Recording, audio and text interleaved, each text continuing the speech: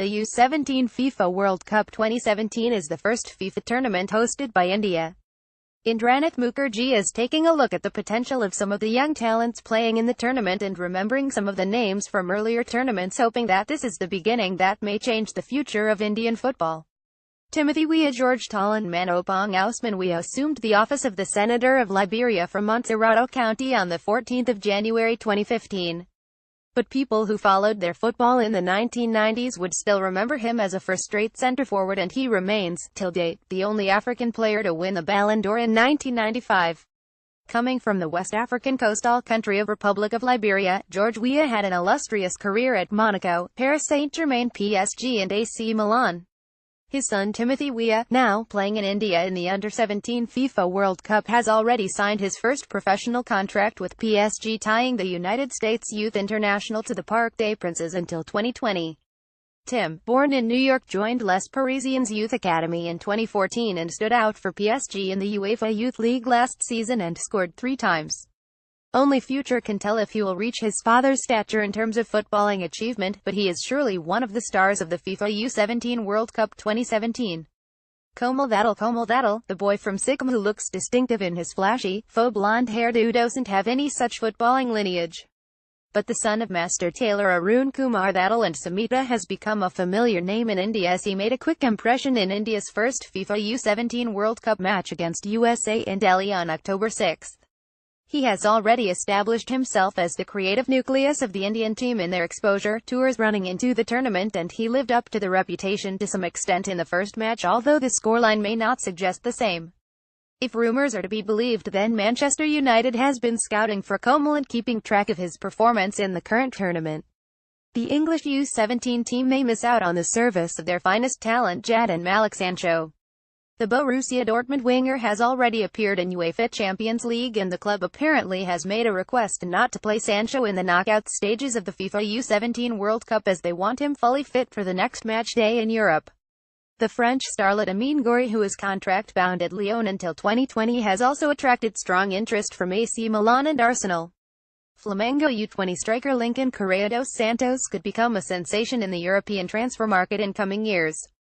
Abel Ruiz Ortega of Spain is another exciting striker who is part of FC Barcelona B and could be another star of the future. The FIFA U17 World Cup is the platform that all of these young stars have today to showcase their talent to the world. The concept of promoting youth through various age group World Cup events dates back to 1977. And we all probably know the biggest star that came out of one such underage World Cup. Diego Armando Maradona, after being dejected for missing the 1978 FIFA World Cup as the coach Cesar Luis Menotti thought he was still too young to play at the senior level, emerged as a superstar at the second FIFA World Youth Championship, now known as FIFA U20 World Cup, in 1979 in Japan. The first edition of the U17 tournament, however, started as FIFA U16 World Championship in China in 1985. The third edition of that World Cup saw the host Scotland losing out to Saudi Arabia on penalties after the final ended in an exciting 22 draw.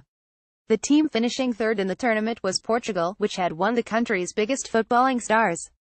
Luis Figo scored from the spot in his debut game against the Saudi Arabia. His other goal in the tournament came against Argentina in their 2-1 win in the quarter-finals. Then in 1991, Italy, led by a certain Alessandro Del Piero, hosted the first ever U17 World Cup at didn't make it past the group stage. USA topped the group while Argentina finished second. Argentina eventually finished third, having lost to Spain in the semi-final by a solitary goal. An Argentine midfielder who scored his only goal of the tournament, which happened to be the team's first goal of the tournament, later on had a successful career in Serie A. Yes, it was the Estudiantes midfielder Juan Sebastian Verón. Wank woke Kanu Italy didn't do too well in the next edition either.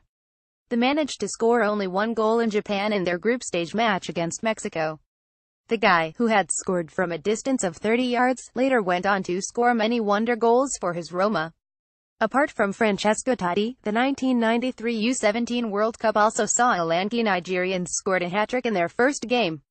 Nigeria won the championship, and Enwanikenyu Kenny Okwukana's 5 goals in the tournament earned him a call from Amsterdam's football club Ajax. Ghana kept the championship title in Africa in 1995 by beating Brazil 32 in Ecuador. The Brazilian custodian Julio Cesar made his debut in the tournament against Germany and they won the match 30. Incidentally, it will be Julio Cesar who would be under the bar against Germany in 2014 FIFA World Cup semi-final. Yes, we are speaking about that 71 debacle. Egypt 1997 saw a reversal of fortune when Brazil beat Ghana 21 in the final. The Adidas bronze ball winner in Egypt went on to establish himself as one of the greatest entertainers of the game. Ronaldo de Assis Moreira, aka Ronaldinho Gaucho, won the Senior World Cup in 2002 and till date is the only footballer to have won both the U17 and Senior FIFA World Cup. Although Spain finished third in the tournament, two youngsters from that team went on to become world champions later, Spanish captain Iker Casillas and the midfield maestro Xavier Hernandez Crias. Toni Kroos' partner, another Spanish artist in midfield Andres Iniesta Luyan, made his debut in U17 World Cup in Trinidad Tobago in 2001. Even with Fernando Torres in their ranks, that Spain team failed to progress to the knockout stages thanks to a shock defeat to the lowly Burkina Faso. Spain finally made it to the final of U17 World Cup 2 years later in Finland. Although they lost to Brazil 10, the star of the tournament winning both the Adidas Golden Ball and Golden Boot was Francesc Fabregas Soler. Spain made it to the final again in Korea 2007 but lost 0-3 on penalties to Nigeria. But the star of the tournament was from Germany who had finished third. The Adidas Golden Ball winner Toni Kroos later went on to win the FIFA World Cup in 2014. Germany did not do that well 2 years later as they crashed out of group stage in Nigeria. After an exciting 33 draw with the host, they faced Argentina in their second group match. They took the lead in the 8th minute of the match but Argentina came back from behind and won the game 21. The guy who scored for Germany in the 8th minute scored against Argentina again, in 113th minute in the extra time in a FIFA World Cup final 5 years later. None other than Mario Götze. From the names of these players, the kind of impact most of them have had at a later stage, one thing is for sure. The U17 World Cup is the launching pad for some of the big names in football. Although U17 football is still not as organized as U20 age group, it remains the first platform for the young talents to represent their countries. For India, U17 FIFA World Cup 2017 is a big deal. The Government of India and All India Football Federation (AIFF) have invested significantly on the team in the last few years. The players have traveled across the world to play exposure matches and in spite of significant difference in physical ability and skill, the team have shown some character in the tournament. AIFF wants to hold on to the group and prepare them for the 22nd edition of the FIFA U20 World Cup. India has already places its bid to host the tournament and for them to do better in 2019, some of the players need more professional setup to mature at the desired level. The goalkeeper Dheeraj Morangdam has shown immense ability and confidence, and if he gets into the youth team of a club in Europe, we will see a much more improved Dheeraj in 2 years. The same applies for the likes of Amarjit Kiam, Abhijit Sarkar, Jeeksan Singh, Komal Vattal, Sanjeev Stalin and others. Let's hope that U17 FIFA World Cup 2017 is a beginning for India in the international football arena. Cover image credit FIFA.com.